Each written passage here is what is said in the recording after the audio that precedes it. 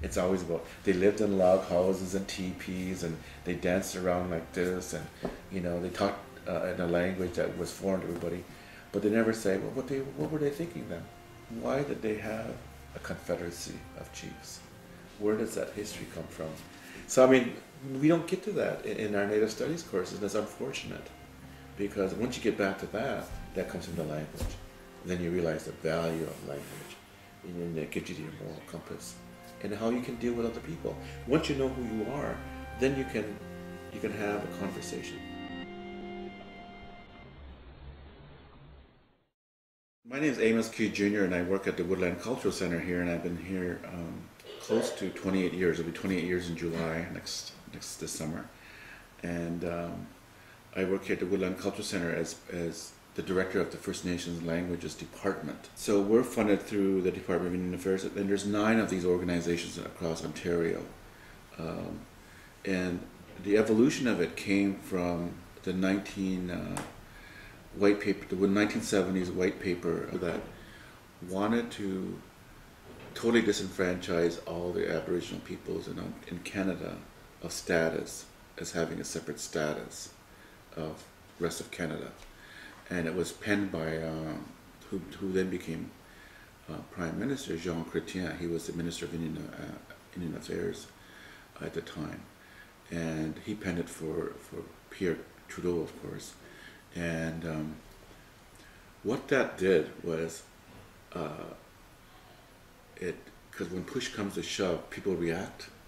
And what happened in this country is that everybody reacted. The people, our leadership of the day, reacted, and that what evolved was a real political movement, and gave birth to the National Indian Brotherhood, which became the Assembly of First Nations. The reaction from First Nations or First Peoples in this country, when the white paper on Aboriginal status came out in '69, the white paper they call it.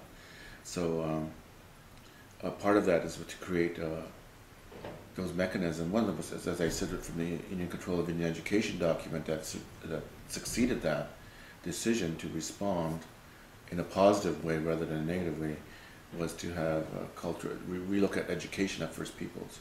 And one of them was to have institutions developed which are called cultural education centers. Now, at the same time, this organized at the residential school here, where I'm at now, was called the Mohawk Institute, and it was run by the Anglican Church, and it closed its doors at the same time, around the same time in '69, and it opened up as a cultural center in '72. And of course, this building being vacant, the property being vacant, it was a win-win to have it here. Mm-hmm. So they basically gutted this building, took all the remnants of a residential school out of here. So they just refurbished these buildings, and it became a cultural education center with a museum, a library, resource library, and an audiovisual center, publication center, and administration. And then, as I said, they added the language program in 1985.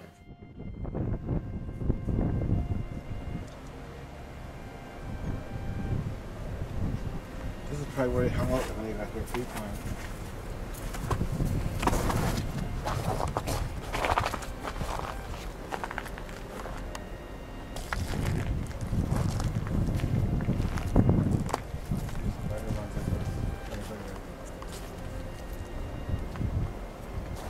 I was growing up in an Omni Reserve. I had no icons or heroes that I could hear in my own education system.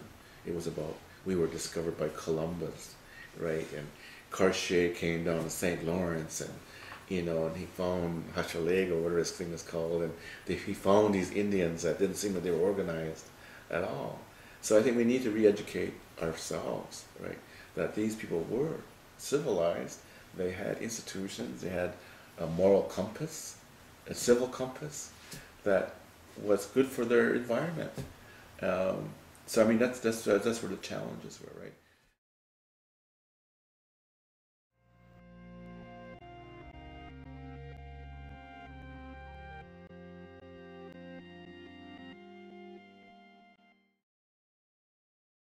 I know we don't champion this, but I know having been in founding the Immersion School Board, which you have, bilingual school board, we've been tracking some of the excuse me, we've been tracking some of the students who come out of grade 12 or 13 at the time, and less than 2% dropped out of high school.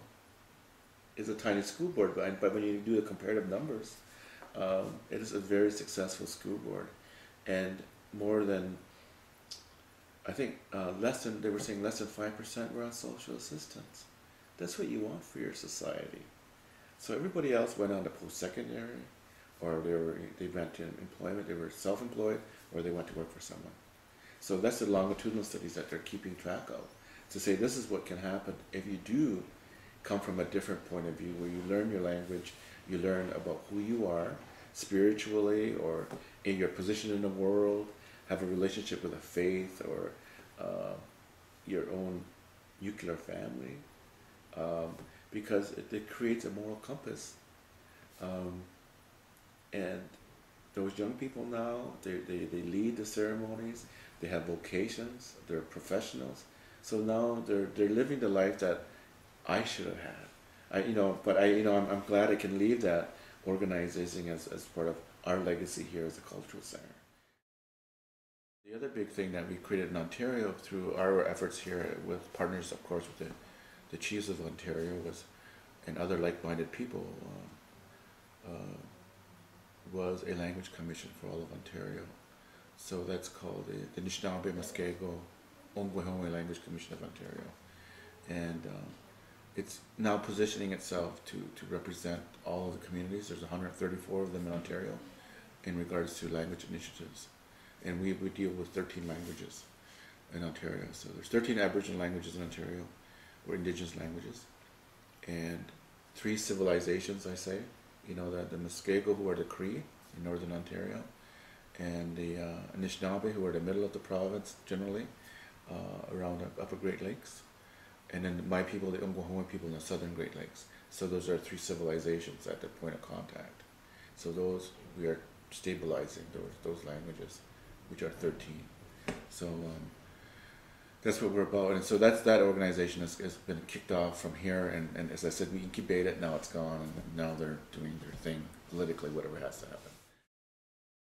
I may not have gone to immersion school, but I got that moral compass in having my language, my family speak the language, because all of those kinds of principles come through that, from child rearing to respecting your elders to